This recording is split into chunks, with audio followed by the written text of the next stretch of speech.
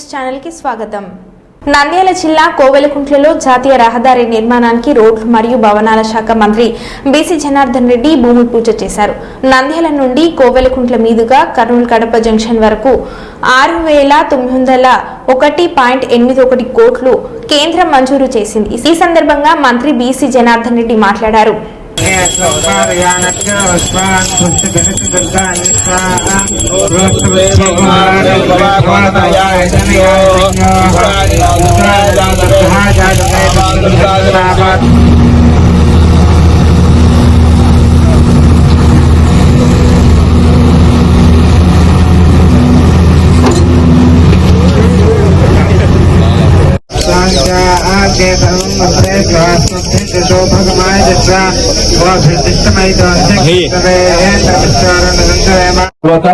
మళ్లీ రాజధానిలో పనులు పరిగెడుతున్నాయి. పోలవరం ప్రాజెక్టును కంప్లీట్ చేస్తా ఉన్నాము. ఇరిగేషన్ శాఖలో కూడా ఈ రోజు మళ్లీ కొత్తగా పనులు తీసుకొస్తా ఉన్నాము.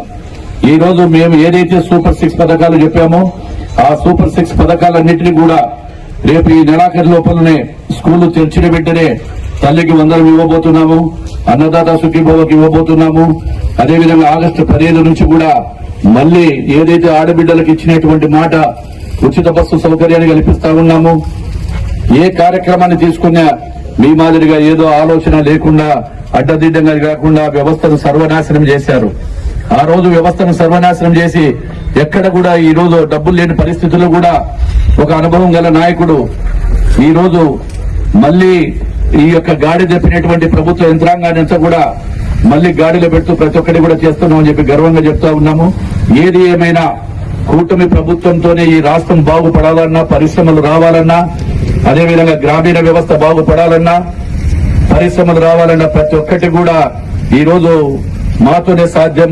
తెలుగుదేశం పార్టీ కూటమి ప్రభుత్వంతో గౌరవ ముఖ్యమంత్రి శ్రీ నారా చంద్రబాబు నాయుడుతోనే సాధ్యమని చెప్పి తెలియజేస్తూ ఈ యొక్క కార్యక్రమంలో ఏదైతే ఈ రోడ్డు ఉందో కర్నూలు కడప 2 వరుసల రహదారికి రోడ్డు వేయడానికి కోసము స్ట్రెంథనింగ్ కోసం చాలా రోజులు కూడా గత ప్రభుత్వంలో నుంచి కూడా మేము తెలుగుదేశం ప్రభుత్వం గత ఉన్నప్పటి నుంచి కూడా ప్రయత్నాలు చేస్తూ ఎన్నోసార్లు నివేదికలు కూడా ప్రభుత్వానికి పంపించడం జరిగింది. ఇక్కడ ఉన్నటువంటి అవసరాలను బట్టి ఇక్కడ ఉన్నటువంటి అన్నింటినీ కూడా పట్టుకునే జరిగింది. అదేవిధంగా జిల్లా ప్రధాన కేంద్రం నంద్యాల నుండి మొత్తం వరకు కోవెలకుంట్ల మీద బైపాస్ రోడ్డు వేస్తూ దాదాపుగా ఇక్కడ నుంచి కూడా 2 వరుసల రహదారిని నిర్మిస్తా ఉన్నాము. ప్రస్తుతం ఉన్న ఈ హైవే వల్ల ఇప్పుడు ట్రాఫిక్ ఎంతో రద్దీ పెరిగింది. గత 15-20 సంవత్సరాల నుంచి పెరిగినటువంటి ఈ రద్దీని తగ్గించేందుకు నేషనల్ హైవే వాళ్లతో సంప్రదించి ఈ రోజు ఈ భూమి పూజ చేయడం చాలా గర్వకారణంగా ఉంది.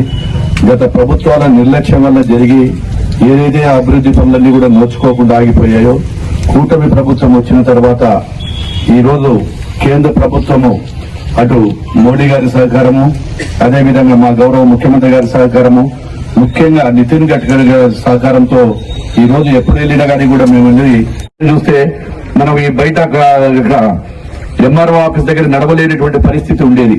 అటువంటిది మా అధికారులకు చెప్పిన వెంటనే ఈ రోజు అన్ని కూడా వాటిని అన్ని మళ్ళీ బాగు చేసి ఈ రోజు పరీక్ష తీసుకెళ్తున్నామని కూడా తెలియజేస్తా ఉన్నాను.